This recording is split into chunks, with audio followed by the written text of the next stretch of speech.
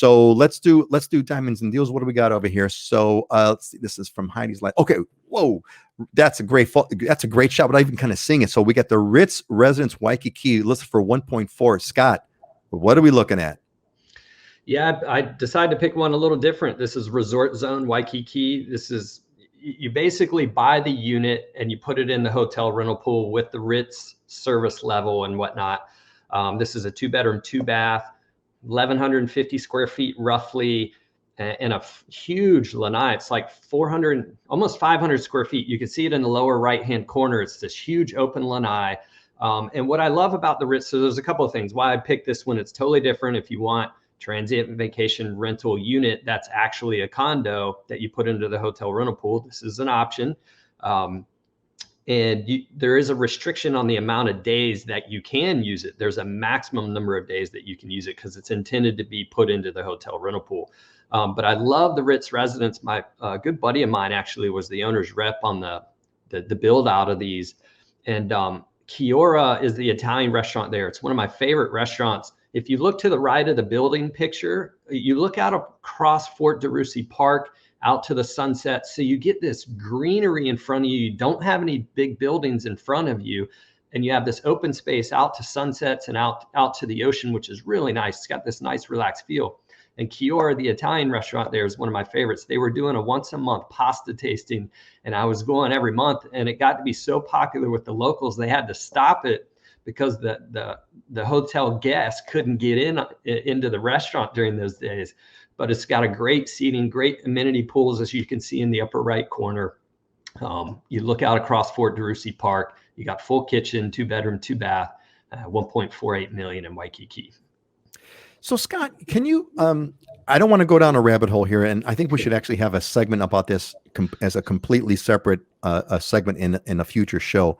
But very quickly, what do the numbers, what does the sort of the ROI, generally speaking, look like on this kind of a unit? Let's say you buy it and let's say you come out and you stay, let's say 30 days out of the year, let's just say, for example, and you rent it out the remaining 11 months or something like that. What does the ROI look like? Being in, you put it in the hotel. The way that this works, folks, is there's a hotel. It's a hotel. You put it in what they call the hotel pool. The hotel does the management, does kind of takes care of it, the cleaning, everything else. You just kind of walk away and you come back when you want to use it. It's almost like a timeshare, so to speak, in that sense.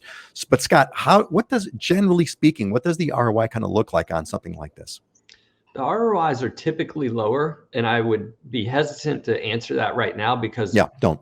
A year and a half has just happened of, right. We hadn't had any tourists, and now we're having this kind of ebb and flow with what's going on. So I have no idea what the numbers are right now. I'd have to dig into it. Yeah, but just generally speaking, they're generally lower. They're lower than, to me. And here's the methodology.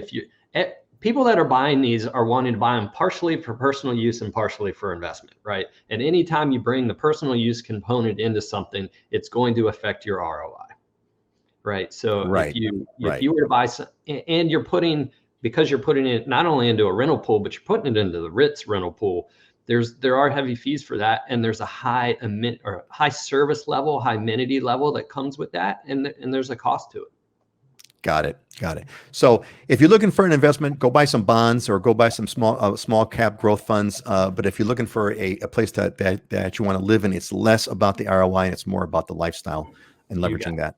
Yeah. A lot of times, if you're breaking even, you got a free $1 million condo to stay in Kona, right? That's the way you got to think about it, right? It's like your ROI is your lifestyle and your personal enjoyment, right? So breaking even would be amazing, right? Breaking even would be amazing. Yeah. Right. That would be phenomenal. All right. That's the right mindset to have in a property like this. Some people, when they want to, do that 2 or 3 month a year type condo, it's like, hey, if the other 9 months just pays for your HOA fees and your taxes and, all of the other fees that come along with it and, maybe some repair and maintenance and stuff. But hey, if you're breaking even, you're living for free for 2 or 3 months at an oceanfront condo, like that's also appreciating with the market. That's, exactly. A nice hedge against inflation. It's when, now, Dylan, when you say breaking even, what do you mean by breaking even? Are you saying, for example, I come up with the down payment and then my mortgage? That's a big piece of it. And again, just generally speaking, if you have a mortgage, a lot of times it's, it's going to definitely be closer to breaking even or maybe in the red a little bit. If you pay cash, a lot of times, even with 40-50% occupancy, you're going to at least break even, right? You're going to pay for all your taxes, all your HOA fees, any additional fees you need to be covering. And so, then Got it.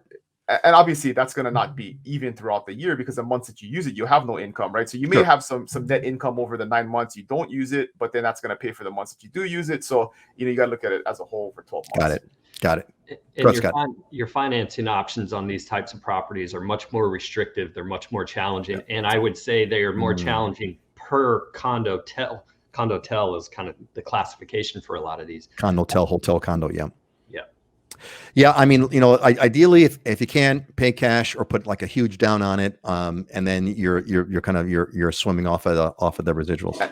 And almost always the per night rental rate is related to the overall value of the condo, right? So if you're buying a $200,000 condo, your per nightly rate may only be like $80 a night. But if you're buying $1 million condo, the nightly rate's going to be $800-900 a night, right? So at the Ritz.